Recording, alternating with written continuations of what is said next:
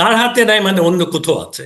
অন্য আপনি কোথায় থাকতে পারে? আর অন্য কোথাও না থেকে দেশের প্রধান নির্বাহীর হাতে আছে। ওনার জন্য ওয়েট করছি হয়তো। মানে প্রধান নির্বাহী মানে প্রধানমন্ত্রীর।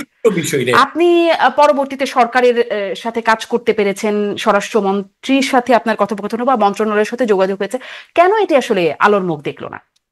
না, পরের দিকে তোর কাজ করার কোনো মানে সুযোগই ছিল না। আমি একটা উদাহরণ দিই আপনাকে, যে আমি ওই যে আপনার সাংবাদিক দম্পতি সাগর রুডি। হ্যাঁ, সাগর রুনি হত্যাকাণ্ডের বিষয়ে অন্তত 2-3 বার সংসদে স্ট্যান্ডিং কমিটি আমি কথা বলেছি যে এই মামলাটা আপনি ধরে রাখছেন কেন এতটা বছর, মানে এক যুগের বেশি হয়ে গেল।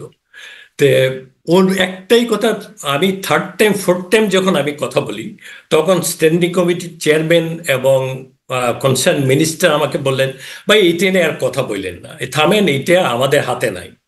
তো একটা মামলা ওনাদের হাতে যাবে কেন? এটা তো একটা থানার কাজ, একটা মানে একটা মেট্রোপলিটন এলাকার অ্যাডবেস্ট এটা কমিশনার জানতে পারে, ওইখানে যাওয়ার তো কোনো সুযোগ নাই। তো এই যে কাজ করার সুযোগটা দিয়ে আমি আমার তদন্তটা আমি কেন করতে পারবো না ভালোভাবে? জি, তো কেন এই জিনিসটা একটু বুঝায় বলবেন জনাব নূর মোহাম্মদ, যে স্বরাষ্ট্রমন্ত্রী বলছেন যে এই বিষয়টি তার হাতে নাই, তার হাতে নাই মানে কি? তার হাতে নাই মানে অন্য কোথাও আছে। অন্য আপনি কোথায় থাকতে পারে? আর অন্য কোথাও না থেকে দেশের প্রধান নির্বাহীর হাতে আছে। ওনার জন্য ওয়েট করছি হয়তো। মানে প্রধান নির্বাহী মানে প্রধানমন্ত্রীর বিষয় নেই যদি হয়, তারপর ওইখানে ওনাদের মানে আসলে কোনো সিদ্ধান্ত নেয়ার মতো কোনো অবস্থা ছিল না।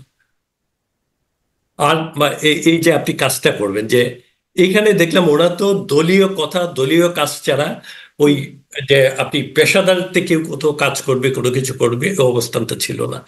তো এখন ধরেন ওইখানে তো এই সংস্কারের কথা নিয়ে আবার আবার বলি আমি, এটা না ওই আওয়ামী লীগ গভর্নমেন্ট আসার পরে আমি আমার কর্মকর্তাদের নিয়ে বেশ অনেকবারই গেলাম, এইগুলা নিয়ে কথা বললাম।